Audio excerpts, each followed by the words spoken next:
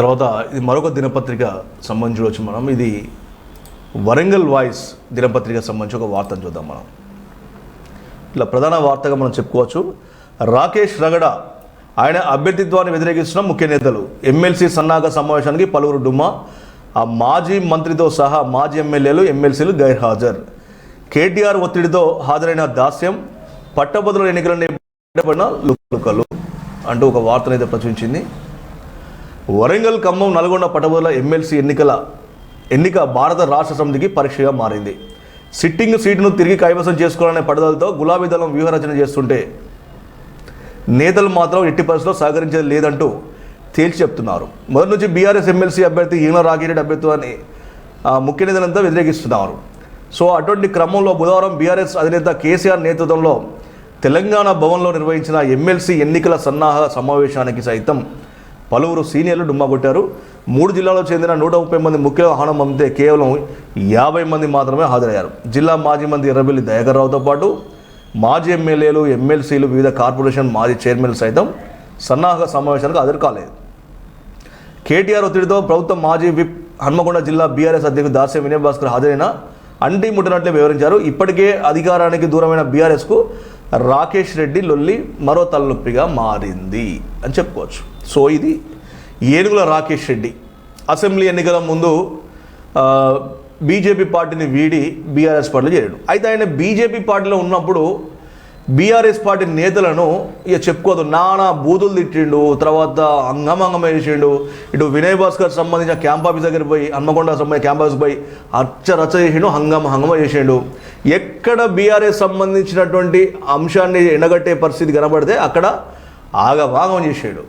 So అలాంటి రాకేష్ రెడ్డి ఈరోజు BRS పార్టీకి అసెంబ్లీ ఎన్నికల ముందు వచ్చినప్పటికీ, తర్వాత పార్టీ ఓటమి పాలైన ఆయనకు సంబంధించి వచ్చినా కూడా అసెంబ్లీ ఎన్నికల్లో హనంకొండ సంబంధించి అసెంబ్లీ స్థానం కూడా ఓడిపోయింది. అంటే రాకేష్ రెడ్డి అక్కడ ఎలాంటి మార్పు ఆ యొక్క ఎన్నికలపైన అంటే ప్రభావం ఏమాత్రం పడలేని మాత్రం చెప్పవచ్చు. అయితే మొదటి నుంచి కూడా వినయ్ భాస్కర్కు వ్యతిరేకంగా ఉన్నటువంటి రాకేష్ రెడ్డి వస్తూ ఉంటే వినయ్ భాస్కర్ సైతం వ్యతిరేకించిన పార్టీ నిర్ణయానికి కట్టుబడి మాత్రం ఉన్నాడు. అయితే రాకేష్ రెడ్డి మాత్రం హనంకొండ నియోజకవర్గం మాత్రం తను ఎక్కడ తిరగలేదు, ఇలా చేయలేదు. వర్ధనపేట నియోజకవర్గానికి పోయాడు, తర్వాత మిగతా నియోజకవర్గాలకు పోయాడు. సో ఈ పోయిన క్రమంలో ప్రతి చోట ఓటైపోలేదనుకో అదొక భాగం. కానీ ఇప్పుడు ఎమ్మెల్సీగా ఎవరైతే గతంలో ఇక్కడ ఉప ఎన్నిక వచ్చిందో పల్లా రాజేశ్వర్ రెడ్డి, ప్రస్తుత జనగామ ఎమ్మెల్యే ఉన్న పల్లా రాజేశ్వర్ రెడ్డి స్థానంలో ఉప ఎన్నిక వచ్చిన ఎమ్మెల్సీ స్థానంలో బీఆర్ఎస్ పార్టీ ఇప్పుడు రాకేష్ రెడ్డిని అభ్యర్థిగా ప్రకటించిన తర్వాత మొత్తానికి బట్టబయలు పడినాయి. అప్పటికే బీఆర్ఎస్ పార్టీలో సంబంధించి ఎంపీ అభ్యర్థిగా అవకాశం కావాలని అటు ఉద్యమకారులు, తర్వాత కొంతమంది సీనియర్ నేతలు కూడా అడిగిన క్రమంలో పార్టీ నిరాకరించడంతో అప్పటికే కొంతమంది పార్టీని విడిపోయారు. ఆరు రమేష్ లాంటి వ్యక్తి, పస్నూరి దయాకర్ లాంటి వ్యక్తి, తర్వాత ఉద్యమకారులాగా ఉన్నటువంటి కొంతమంది మాజీ కార్పొరేటర్లు, బోడా డిన్నా లాంటి వ్యక్తులు, ఇలాంటి కొంతమంది వ్యక్తులందరూ కూడా పార్టీని వీడి వెళ్ళిపోయారు. సో అటువంటి తరుణంలో ఎంపీ ఎన్నికల సంబంధించిన పోలింగ్ అయితే ముగిసింది. తర్వాత గెలుస్తారా ఓటమి పాడవుతారా అనేది సెకండరీ. అది తర్వాత ఎందుకంటే ఫలితాలు ఇంకా వెలువడాల్సిన సందర్భం ఉంది కాబట్టి దాని గురించి మాట్లాడుకోవడానికి లేదు.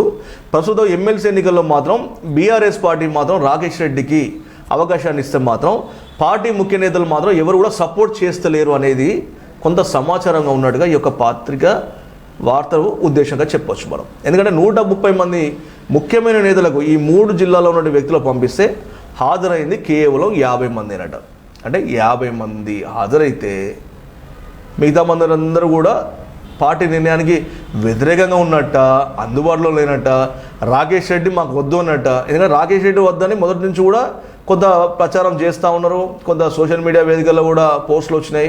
తర్వాత పార్టీని మార్చండి, అభ్యర్థిని మార్చండి, పార్టీ కూడా వాళ్ళ నిర్ణయం చెప్పినట్టు కూడా సమాచారం ఉంది. అటువంటి క్రమంలో మరి సిట్టింగ్ స్థానంలో బీఆర్ఎస్ పార్టీ తమ పట్టును నిలబెట్టుకుంటుందా, ఫట్టు అంటుందా అనేది మనం వేచి చూడాలి. ఎందుకంటే పోటీ ఈసారి చాలా తీవ్రంగా ఉందని చెప్పుకోవచ్చు. ఎందుకంటే పార్టీల అభ్యర్థులు నిలబెట్టినప్పటికీ కూడా కొంత స్వతంత్ర అభ్యర్థులు మాత్రం చాలామంది ఉద్యమకారులు ఉన్నారు, మేధావులు ఉన్నారు. వీళ్ళందరూ కూడా ఎమ్మెల్సీ అభ్యర్థిగా నామినేషన్ వేసిళ్ళు బరిలో ఉన్నారు.